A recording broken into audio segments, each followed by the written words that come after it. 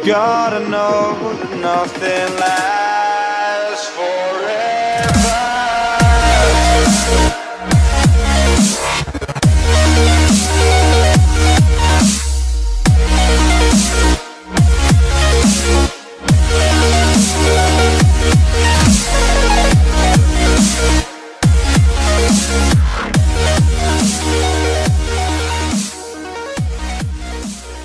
Alright, it's been about a week, I'd say.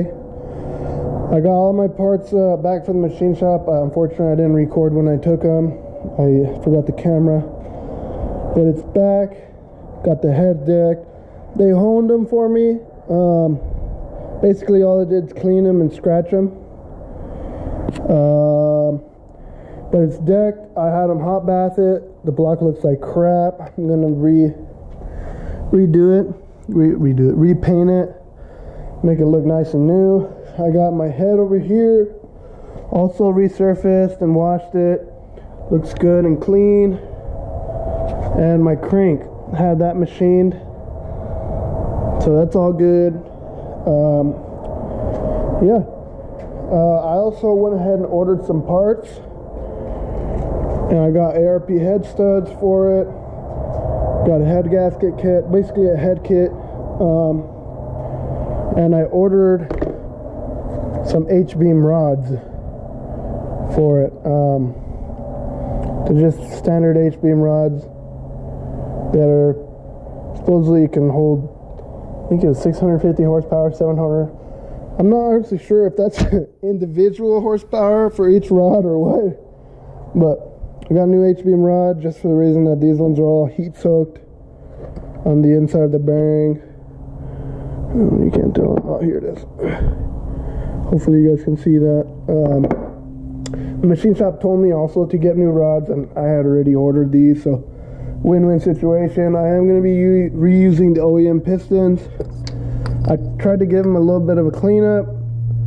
They're not the best, but they're better than how they were. So basically the next step is just to tape up the block and give it, oh, excuse me, sorry for that, tape up the block and give it a fresh coat of paint and start assembling. Sweet. So I went to the store and I bought some of this engine paint. It says ideal for engine blocks and accessories, and I'm gonna paint my block just because it looks like poo. As you can see, it's pretty corroded. It's clean, but it's corroded and has some leftover black on it. But I'm gonna be masking it up and then laying a couple coats of this. It's pretty straightforward. You just mask all the surfaces that you want no paint on, and then start spraying. Alright, so I went ahead and masked it all up. Basically all you really need to mask is just the front of the block and the head surface. And it's pretty simple.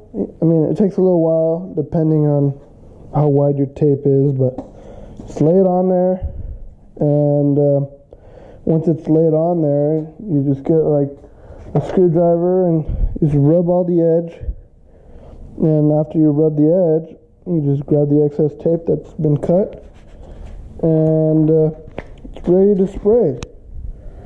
I'm just going to give this can a little shake up, and then it should be start spraying.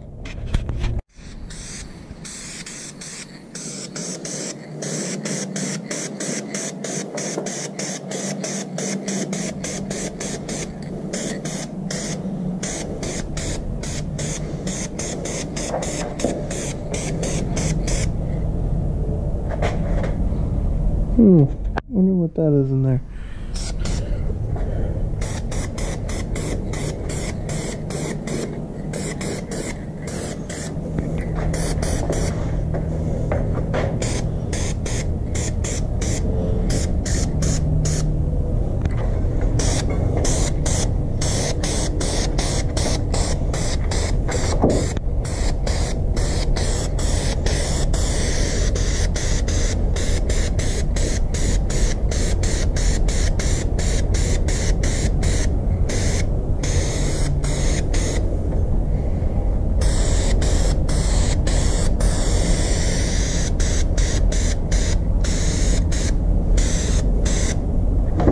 And you can't forget the back.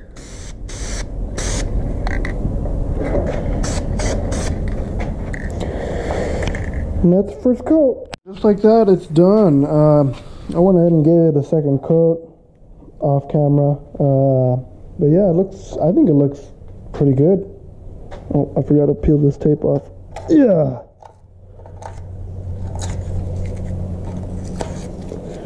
There we go. Yeah, I mean, all of this is going to be covered up by engine parts. You'll never see that. So, and I believe by coolant and oil, so it will be protected.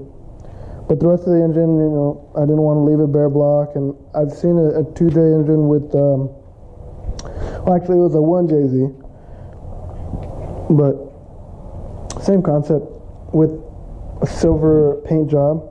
So I really liked it and decided to go with it, and I think it looks good. Alright, here's the rest of my connecting rods that I purchased. There's the fifth one right here. I bought some assembly lube, some Lucas Synthetics assembly lube, semi-synthetic, so that everything starts fresh, and with this lube it's really good for assembling, just for the reason that, you know, it's very sticky. Yeah. Alright, all the new connecting rods have been installed to the pistons. Quick install guide. Basically, there's this little C-shaped clip in here. I'm not sure if you can see it in there with me covering the light up, but that basically pops out using one of these little indentations there. I'll use one of these hooks, and then you push the wrist pin out from the opposite side, and then the rod comes out because it's held in the middle, and then you grab your new rod. Make sure you lube it up with whatever assembly lube you have. I have this one, obviously, and lube the inside of the piston, the inside of the rod, and lubricate the wrist pin itself, the outer wrist pin, and then just slide them in basically in the opposite way, and then put your clip back in there and you're all set.